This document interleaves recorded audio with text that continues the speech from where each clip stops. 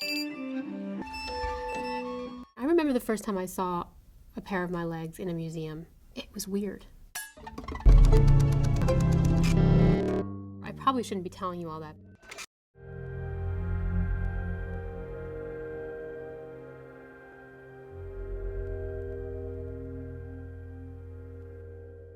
As a teenager, I'm sitting there with basically the same version of what I'd always had, of what most amputees have had since the 30s. Basic kind of wooden legs that are, made really for orthopedic shoes. Now, not as a teenager, not ever will I be wearing an orthopedic shoe.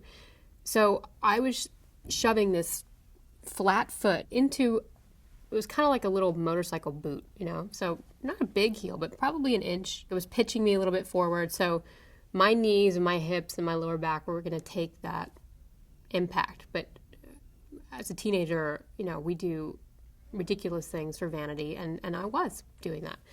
So I was traveling with a man that was responsible for developing the cheetah leg. We were sitting in this airport ready to board a plane.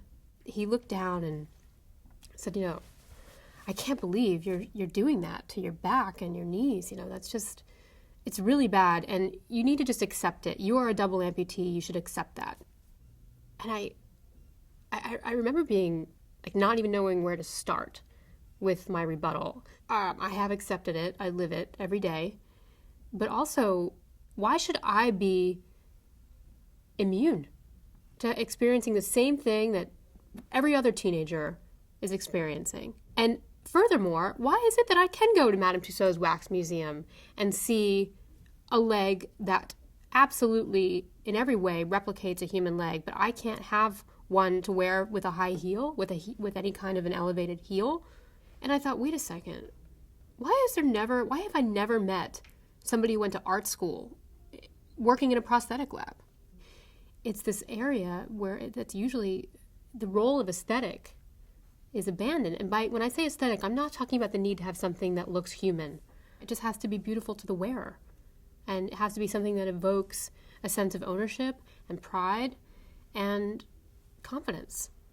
So there is something about that very intimate relationship between us and our assistive medical devices that needs to be honored. Whether it's your eyeglasses or your contacts, why shouldn't they be custom? Why shouldn't they allow you to feel proud of it? Developments in the world of prosthetics are happening in leaps and bounds. Just the other day, I got 2 new sets of legs. One was the biomes from a company called iWalk out of Massachusetts, but it was really the sockets. It's a new kind of socket for me that completely changed my alignment. I mean, I actually got taller, and the legs weren't any taller than my old legs, but I was almost a ½ inch taller simply from standing straight.